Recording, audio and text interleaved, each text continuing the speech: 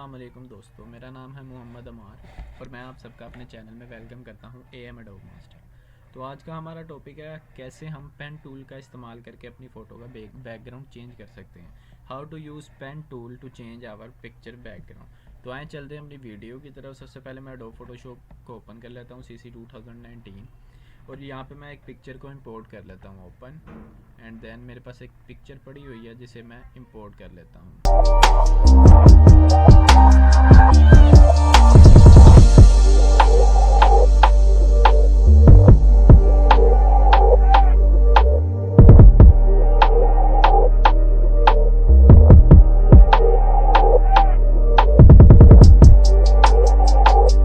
میرے پاس ایک picture import ہو گئی ہے۔ اب ہم نے سب سے پہلے کیا کرنا ہے، یہاں پہ پکچر کا لوک اوپن کرنا ہے۔ سب سے پہلے پکچر کو ایڈٹ کرنے کے لیے ایک بیسک رول ہے کہ اس کا لوک کو اوپن کرنا ضروری ہے، اور لوک اوپن کرنے کے بعد ہم نے اس کی ایک کاپی بنانی ہے Ctrl+J، جس سے اس کی کاپی بن جائے گی، اوریجنل لیئر کی کاپی۔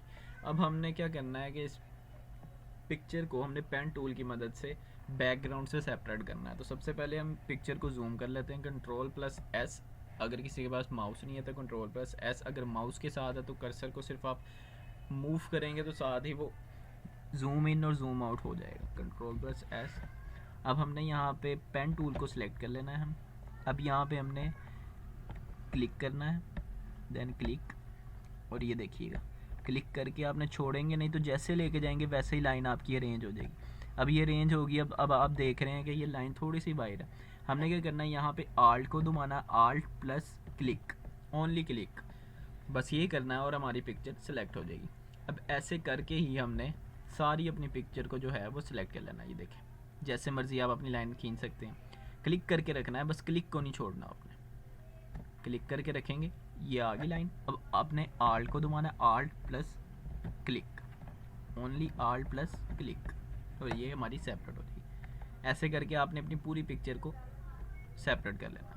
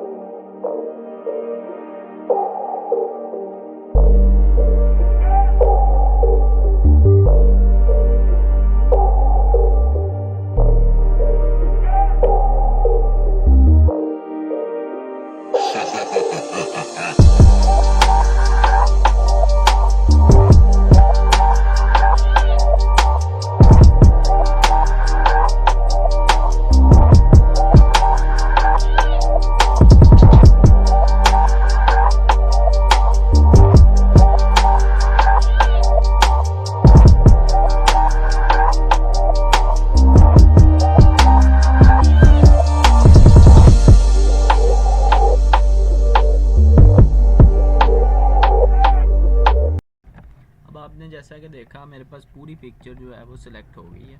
اب ہم نے صرف ایک کام کرنا ہے، ایک شارٹ کٹ کی ہے Ctrl+Enter۔ جیسے ہی ہم اسے انٹر کریں گے تو یہ ہمارے پاس بیک گراؤنڈ اور پکچر دونوں علیحدہ ہو جائیں گی۔ اب ہم نے کیا کرنا ہے کہ ایک نیا بیک گراؤنڈ امپورٹ کرنا ہے جس پہ ہم اس پکچر کو لے کے جائیں گے۔ Ctrl+O، ایک فارمیٹ میرے پاس ڈیسک ٹاپ پہ پڑا ہوا ہے،